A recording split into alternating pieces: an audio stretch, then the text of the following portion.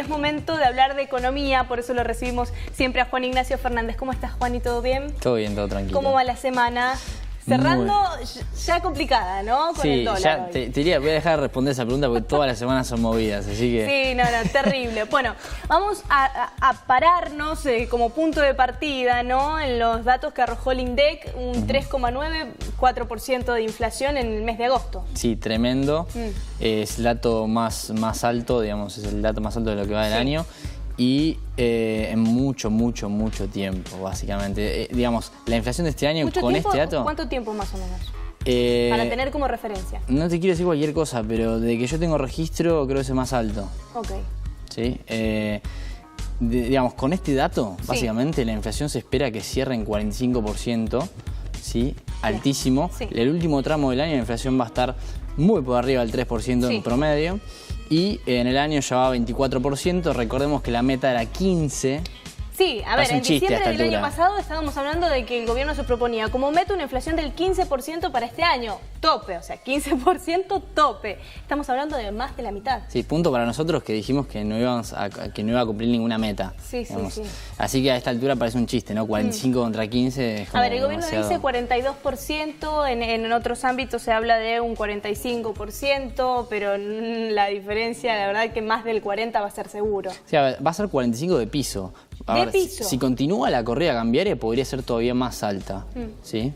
A ver, Juan, y para que la gente se ubique, ¿no? Y de esta manera tenga una visión de cómo va a continuar todo, ¿qué es lo que influyó en este 4% de inflación de agosto?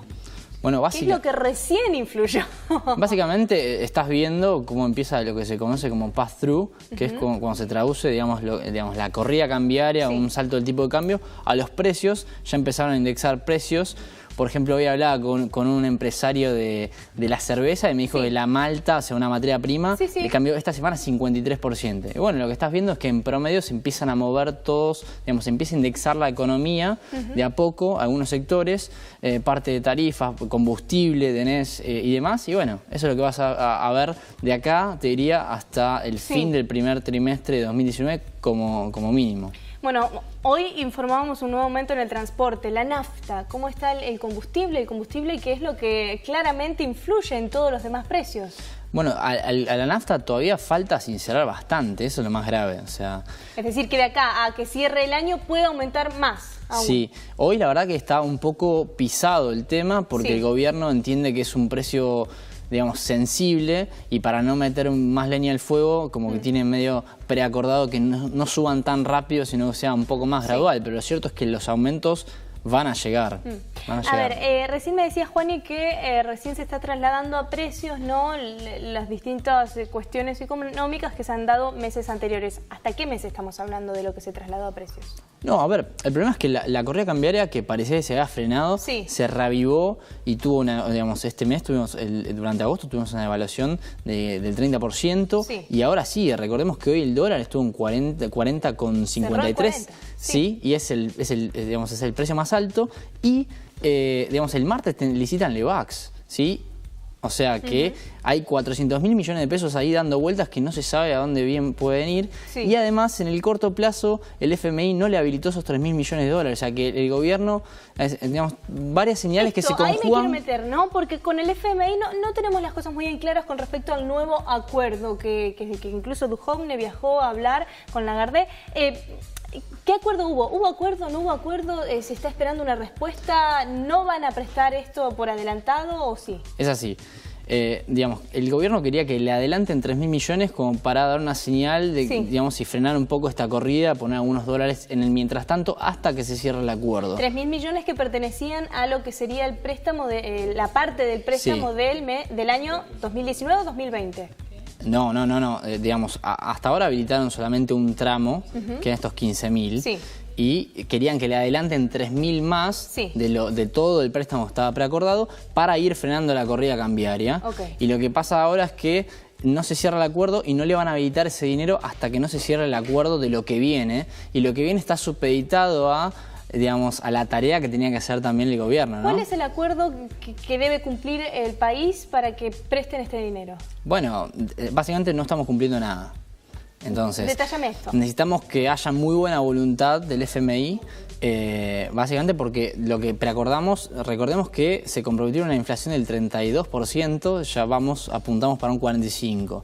Después las metas fiscales están en duda porque la actividad está cayendo tan rápido que la recaudación se va a ver afectada y no está claro que lo puedan cumplir.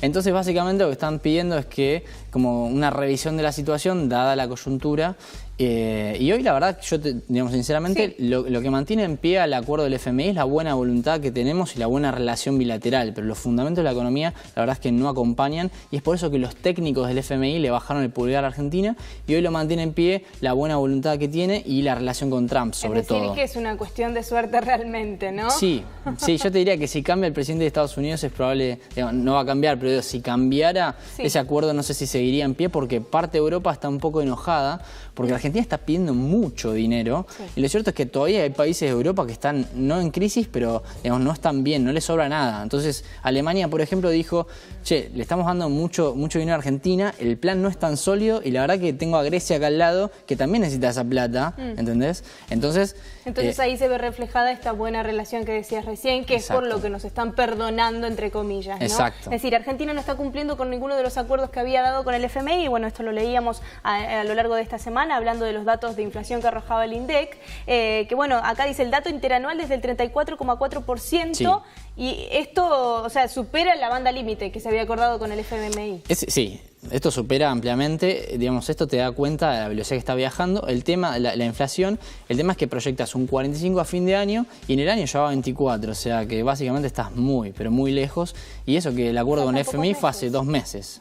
Y faltan pocos meses para que termine el año. Estamos hablando de que, es decir, que se viene una parte realmente complicada. Sí, se espera para los próximos meses, septiembre se espera una inflación de más o menos del 5%. 5% septiembre. Sí, octubre podría ser un mes que tenga la inflación un poco más baja porque es un mes que tiene estacionalidad un poquito más baja. Generalmente en octubre suben menos los precios, pero se espera también que esté por lo menos en el 3,5%. Y diciembre ni hablemos. Ahora, Juani, el gobierno lanzó distintas medidas, entre ellas los precios cuidados, el hecho de sumar productos, el hecho de reforzar todo lo que son las asignaciones familiares, el hecho de las retenciones, que dio un paso atrás con decisiones que había tomado. ¿Esto ayuda de alguna forma concretamente a la situación económica? Yo creo que no. Primero, los controles de precios no funcionaron nunca en ningún lado. Si bien alguna cosa contiene... Se dice que se va a reforzar el control. Sí, contiene, pero lo cierto es que la inflación ahora es la más alta de la salida de la convertibilidad. O sea que si fuera por los controles de precios, digamos, claramente no están funcionando y no van a funcionar. Después la suba de impuestos me parece que es una salida fácil que tiene el gobierno, pero lo cierto es que en los hechos no sé si es la medida que tendría que haber tomado. La economía, de nuevo, está asfixiada y necesita una baja de impuestos más que suba de impuestos. Entonces, baja de impuesto todo, ¿no? Las pymes y demás están muy apretadas y tenía que ir por... Las pymes no están pudiendo dar vuelta a la rueda, ¿no? Exacto. Porque claramente los montos que tienen que cubrir, ni que hablar en las tarifas de electricidad, de energía, todo lo que respecta a esto, es un palo en la rueda, claramente. Totalmente, y las medidas tienen que ir por ese lado. En parte la desconfianza del mercado entiende que, digamos, va por este lado, porque el mercado advierte que sigue redoblando la apuesta sobre un sendero que claramente no da resultado. Básicamente hay como una kirchnerización en parte, precios cuidados se charló impuesto al turismo, se suben las retenciones y demás. Todas medidas que son paliativas, pero que en el largo plazo la verdad es que no dan mucho resultado. Y de nuevo, el presupuesto también, uno analiza lo que se está charlando del presupuesto. Este debate, incluso la reunión con gobernadores que hubo esta semana. Para llegar a las metas fiscales, a los números fiscales, que hay que llegar y eso está bien, uno ve, se pone a diseccionar y lo que ve es que gran parte del ajuste de nuevo pasa por el sector privado, o sea, la ciudadanía de a pie y la clase política. O sea, yo te voy a decir, solamente el 4% del ajuste que se va a hacer va a pasar por gasto público corriente. Solamente el 4%. El resto es obra pública y sector privado. O sea, más tarifas, más impuestos y demás. Entonces, ya en una economía donde el salario real de la gente está cayendo 15, de 20%, como que seguir subiendo impuestos me parece que no... Es decir, que el golpe va a ir directo a la fuente de trabajo de la gente. Totalmente, al bolsillo de la gente, de nuevo. Juani, no, entre todos estos datos que vas arrojando, justamente, recién me decías, no son las medidas que debería tomar. Para que la gente comprenda, práctico, ¿cuáles son esas medidas que deberían ser claves? Sí, mira, entre 2002 y 2016 Argentina fue el país que más incrementó la presión tributaria, 13 puntos del PBI. O sea, el tamaño del Estado creció 50%, o sea, un montón. Y todo ese terreno se lo ganó el sector privado. Y recordemos que venimos de 7 años de no crecimiento, o sea, hacia el bolsillo de la gente se le pegó por doble vía. El Estado cada vez se lleva más digamos, una porción más grande de la torta, y además esa torta hace 7, 8 años que no crece y hay más gente. O sea que hay menos para repartir entre todos. Es por eso que, digamos, la gente siente que no le alcanza el dinero, porque se le tomó mucho dinero y además la economía no está creciendo, no hay oportunidades. Entonces, me parece que las medidas tienen que ser estructurales, tienen que ir por ese lado, y la mala noticia es que por el momento no hay nada en carpeta, ¿no? Ok. Juani, muchas gracias por haber estado con nosotros. Clarísimo. Gracias.